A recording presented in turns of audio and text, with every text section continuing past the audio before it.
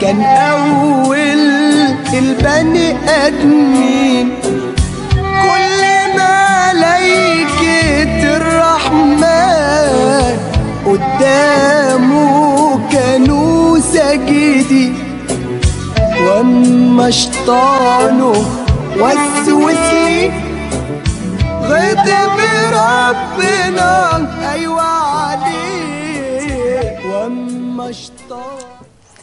ورجعنا لكم تاني مشاهدين قناة الفراعين، واخر فقرة من فقرات ليلتنا الرمضانية النهاردة اللي يا رب تكون حازت على اعجابكم.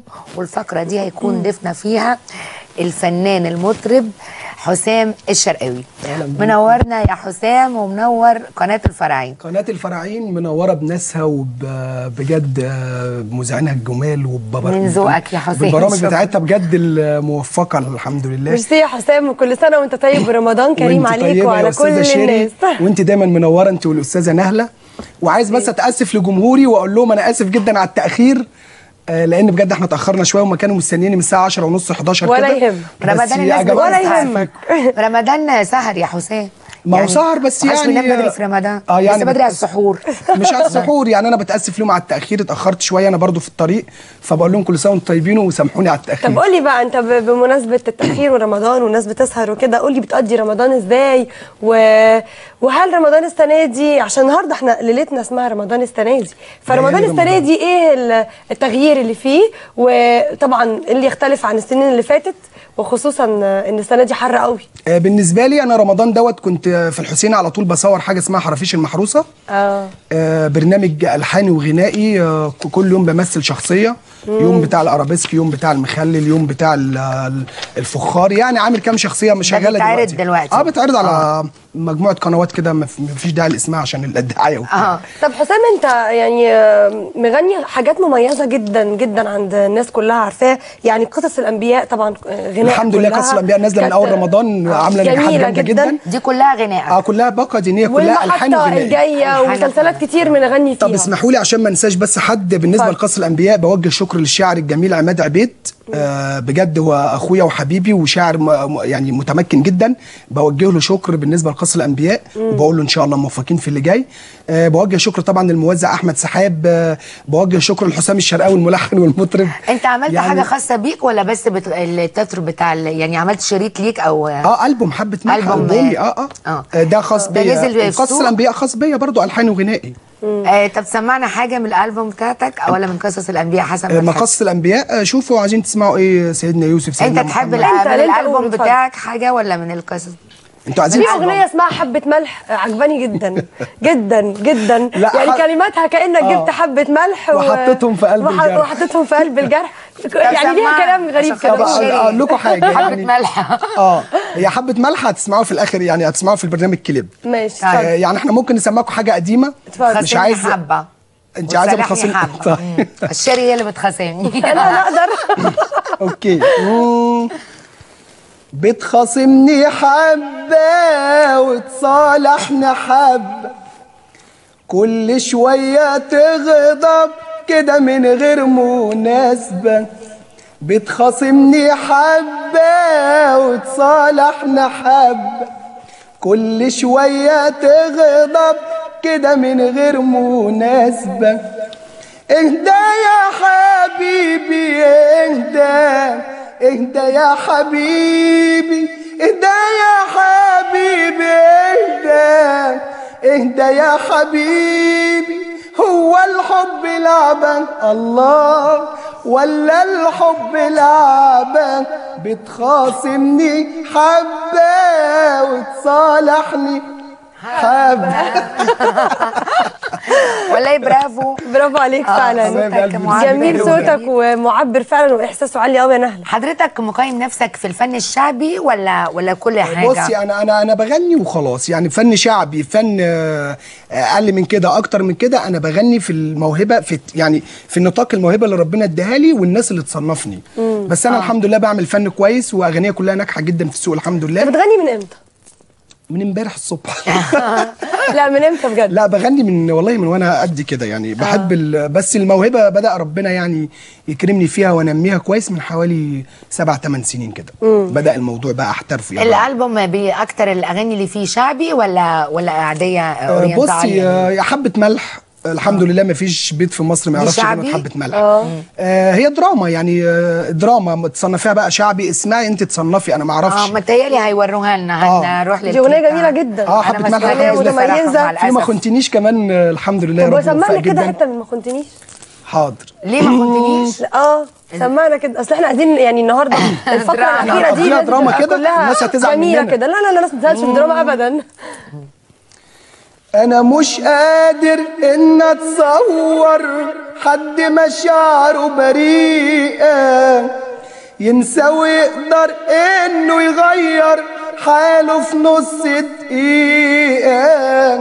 أنت بجد بقيت بتحير، أنت رامتني في دقيقة وأنا صدقني خلاص مش عايزك، ابعد سيبنا ارتاح. شكلك جاي في الدنيا تهني وتعذبني ليالي، انا احسن لي تبعد عني يمكن اريح بالي. مش هتحمل تاني تخني، صعب ده بالنسبه لي. كفايه بقى الناس هي جميله بصراحه. لا برافو بصراحه جميله جدا. كفايه مش عايزين الناس تعيط. اغنيه مؤثره. طبعا الحمد لله ما كنتنيش ناجحه جدا، وكمان فكرتها فكره كده بقطع ايدي بالشرياني بقى يا خبر ابيض ده في الكليب. واحنا شعب بنحب الاغاني الحزينه دايما وعاطفي جدا. مجهز ان شاء الله للناس شويه حاجات في الشتاء كده في الدفا. طيب احنا عايزين قبل ما نعرف انت مجهز ايه، قول لنا بتقضي رمضان ازاي؟ ليالي رمضان الجميله. بصي هو انا رمضان لسه لحد الان ما قضيتوش بصراحه، لان انا مشغول بتصوير حرافيش المحروسه. كل يوم في الحسين بنصور، وبعدين كنت برضو مشغول بقصص الانبياء. يعني ما جبتش فوانيس، ما فطرتش مع اهلك؟ لا اهلي بصراحه بقول لهم كل سنه وانتم طيبين. ما جبتش فوانيس لحد السنه دي؟ بقول الشرقيه كلها كل سنه وانتم طيبين. بصراحه لا ما جبتش. انا ممكن اكذب واقول ما جبت. تقول نهله كمان قالت لي هجيب لك كل اللي يجي يقول نهله، لكن المفروض تجيب لي فانوس. المفروض بصراحه يا جماعه انا جاي برنامج انا جاي البرنامج على اساس ان انا هطلع بفانوس. ايوه فقلت بقى ان انتوا تضحكوا عليا طب احنا نوعدك ان نهله هتجيب لنا فوانيس في نهايه الحلقه. مامتي هتخف واجيب لكل الناس فوانيس. يعني نهله لازم اخرج هنا بفانوس، لو ما كانش هخرج بالقله دي. خلاص. طيب يعني قول لنا بقى كده، اول اغنيه غنيتها عملت ضجه كده وانا اول يعني حاجه خلتك تتنبأ ان انت هتبقى مذيع. لا انا الحمد لله يعني هتبقى مغني مشهور. ما قلت له شريط، عملت شريط جديد. وانا الحمد لله عارف نفسي ان انا الحمد لله يعني مركز قوي في شغلي. وبعدين اول حاجه نزلت كانت غنوه اسمها صعبانه علينا في كوكتيل، توفقت جدا. وتاني حاجه كوكتيل، وتالت حاجه على طول الالبوم اللي هو حبه ملح. والحمد لله الاغاني اللي في الالبوم كلها نجحت والناس بتحبها جدا. والبومي بقى المطرب الوحيد في الوطن العربي اللي البومه 8 اغاني ب8 كليبات. ما شاء الله. ده غير 8 كليبات. ده غير بقى ده غير ان في كمان 3 خارجي، بقى 11 كليب دلوقتي. ما شاء الله الحمد لله يا رب. طب يا استاذ سيد انا عايزه اشوف حبه ملح دي. اشمعنى شيري اللي اشمعنى شيري؟ هتشوفوني وانا بتضرب دلوقتي وبطرد وشكلنا يبقى وحش. لا لو جاهزه. طب ايه اغنيه تحب تغنيها لنا؟ تغني لنا حاجه كده من قصص الانبياء.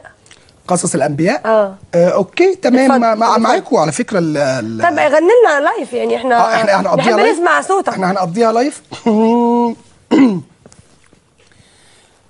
فتني العيون بجماله كان شأنه أيوة كبير، غدروا ببراءته اخواته ورموه في قلب البير. فتني العيون بجماله كان شأنه أيوة كبير، غدروا ببراءته اخواته ورموه في قلب البير. وبقدرة الرحمن وعشان في قلبه إيمان البير بقاله أمان، بقى تحت رجله حرير. وبقدرة الرحمن وعشان في قلبه إيمان البير بقاله أمان، بقى تحت رجله حرير. بقى تحت رجله حرير. ده على سيدنا يوسف. جميله جميله. انت عارف انت بتغني بتعبير، يعني ما شاء الله صوتك طبعا حلو، بس عندك بتحس بالكلمه. طبعا اصل دي لحني كمان حاجه انا تعبان فيها، ويعني ما اللي ده بيوصل للناس، اللي بيحس بالكلمه اللي بيقولها هي اللي بتوصل للناس بسرعه. الحمد لله كل اغنيه الناس بتحبها جدا والله العظيم. ربنا يعني يوفقك. مش قادر اوصف لك ان انا كل اغنيه الناس بتحبها وحافظينها، ولما اكون في حفله او في اوردر او حاجه بتفاجئ ان كل حاجه الناس حافظاها. فبالذات يعني اغنيه الدراما الحمد لله يعني. طيب بص بقى، احنا معانا دلوقتي كليب ليك اسمه المحطة الجاية. تعالوا نشوفه. بتاع المسلسل. تعالوا نشوفه مع بعض ومع كل مشاهدينك النهارده اللي بيتابعوك. تعالوا نشوف المحطة الجاية ونرجع نكمل مع حسام الشرقاوي. استنونا. يلا.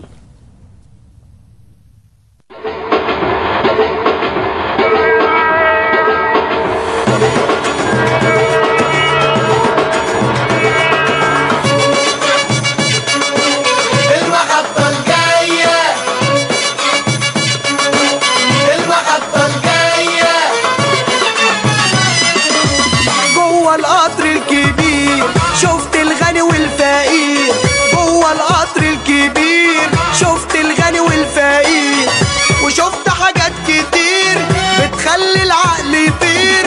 انا شفت يا ناس بعنيا حاجات غريبة عليا، ناس طالعة وناس نازلة في المحطة الجاية. المحطة الجاية، المحطة الجاية، المحطة الجاية، المحطة الجاية. وطلعنا خلاص عالجيزة وسمعت حكاية لذيذة، واحد بيضيع وقت والتاني مشغول بعياد، ودخلنا على العيار والقطر اتمالى وزاط، واحد طالع بعياله مخنوق مش عارف ماله، وهينزل ويسيبهم في المحطة الجاية. المحطة الجاية، المحطة الجاية، المحطة الجاية، المحطة الجاية. ووصلنا لبني سويف والجو كان صريح، وادينا وصلنا مغاغا وسمعنا هيصة وغاغا، ولما وصلنا المنيا انا شفت يا ناس حاجة تانية، واحد قاعد ومراحرة والتاني على القطر مسطح، كان نايم وهيصحى في المحطة الجاية. المحطة الجاية، المحطة الجاية، المحطة الجاية. مشاهدينا اهلا بكم مرة تانية، وسمعنا المحطة الجاية. اغنية حلوة قوي. المحطة الجاية. عايز تعلق على الأغنية وذكرياتك في الأغنية طبعا، عشان عندي سؤال مهم جدا عايز أسأله لك. لا بس عايزاك الأول تعلق على المحطة الجاية. المحطة الجاية ده مسلسل المفروض ان هو كان ينزل في رمضان دوت، بس حصل خلاف بين المنتج والمخرج والكاست العمل، والموضوع اتأجل، ممكن ينزل بعد العيد او رمضان اللي جاي الله اعلم. بس الحمد لله الكليب نزل على القنوات الفضائيه ونجح نجاح يعني مش عايز اقول لك يعني تتر مسلسل ينجح النجاح ده والاقي الاطفال في الشوارع اكون معدي بالعربيه المحطه الجايه ويسقفوا. طب انت مصنف في اغنيه المحطه الجايه ايه؟ شعبي ولا فنيه عادي؟ والله انا ما اعرف، انا بصي انا بغني بقدرات الموهبه اللي ربنا اداها له بس. شعبي على راسي من فوق بالبلدي كده، اقل من الشعبي برضو مبسوط جدا، اعلى من الشعبي برضو، انا بغني وخلاص. انت شايف الاغنيه الشعبيه مظلومه؟ لا الاغنيه الشعبيه دلوقتي مش مظلومه، دي هي دلوقتي رقم واحد. دلوقتي ما بقاش دي توصل على طول للقلب.